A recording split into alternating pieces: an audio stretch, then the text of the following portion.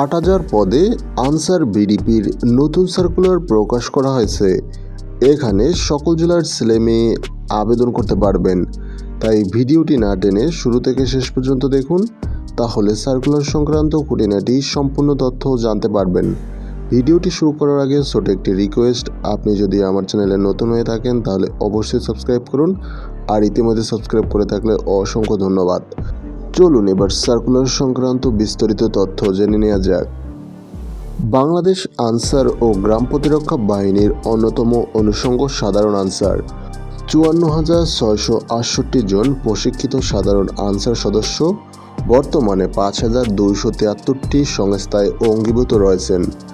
উক্ত সদস্যবৃন্দ বিমানবন্দর, সমুদ্রবন্দর, পাওয়ার স্টেশনের মতো গুরুত্বপূর্ণ কেপিআই শিল্প বাণিজ্যিক প্রতিষ্ঠান, হাসপাতাল, শিক্ষা প্রতিষ্ঠান, মহানগরীতে ট্রাফিক কন্ট্রোল, নৌ ও অন্যান্য গণপরিবহন, রেল স্টেশন ও অন্যান্য সরকারি ও বেসরকারি স্থাপনায় নিরাপত্তা বিধান করছে।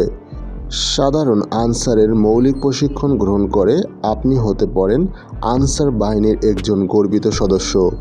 তাছাড়া আপনি অঙ্গীভূত সাধারণ আনসার হিসেবে নিরাপত্তার সেবায় অংশগ্রহণের সুযোগ পেতে পারেন। আপনি আগ্রহী ও যোগ্য হলে অনলাইনে আবেদন করবেন। আপনাকে প্রশিক্ষণের নিমিত্তে বাছাইয়ের জন্য নির্ধারিত স্থান ও তারিখের সময়সূচি অনুযায়ী নির্ধারিত কমিটির নিকট উপস্থিত হতে হবে। চূড়ান্তভাবে নির্বাচিত প্রার্থীদের 90 দিন মেয়াদী সাধারণ মৌলিক প্রশিক্ষণ গ্রহণ করতে হবে। প্রার্থীর যে সকল যোগ্যতা থাকতে হবে: প্রার্থীর ন্যূনতম বয়স 18 থেকে 30 বছর হতে হবে।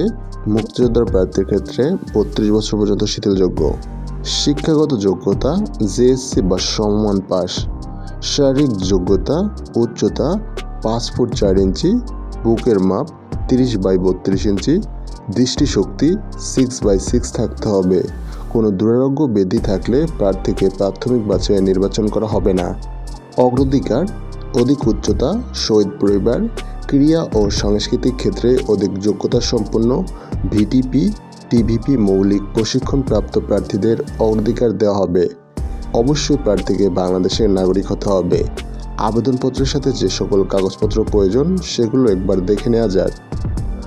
সকল শিক্ষাগত যোগ্যতার মূল সনদপত্র, জাতীয় পরিচয়পত্রের মূল কপি, চারিত্রিক সনদপত্রের মূল কপি, নাগরিকত্ব সনদপত্রের মূল কপি, অনলাইনে রেজিস্ট্রেশনকৃত ফরমের ডকুমেন্ট হিসেবে প্রবেশপত্রের মূল কপি, ক থেকে উম পর্যন্ত সকল ডকুমেন্ট গেজেটেড অফিসার কর্তৃক সত্যায়িত ফটোকপি, সদ্য তোলা 4 কপি পাসপোর্ট সাইজের রঙিন ছবি।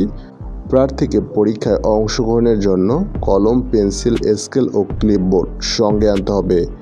অঙ্গীভূত হওয়ার পর সুযোগ সুবিধা: প্রশিক্ষণ শেষে অঙ্গীভূত হলে মাসিক সমতল এলাকায় 16,200 টাকা, পার্বত্য এলাকায় 17,400 টাকা ভাতা প্রাপ্য হবেন। প্রতি বছরে 2টি উৎসব ভাতা প্রাপ্য হবেন 10,000 টাকা হারে। 2 ইউনিট রেশন ভর্তুকির মূল্যে অর্থ প্রদান করা হবে। কর্তব্যরত অবস্থায় মৃত্যুবরণ করলে 6 লাখ টাকা, স্থায়ী পঙ্গুত্ব বরণ করলে 3 লক্ষ টাকা প্রদান করা হবে।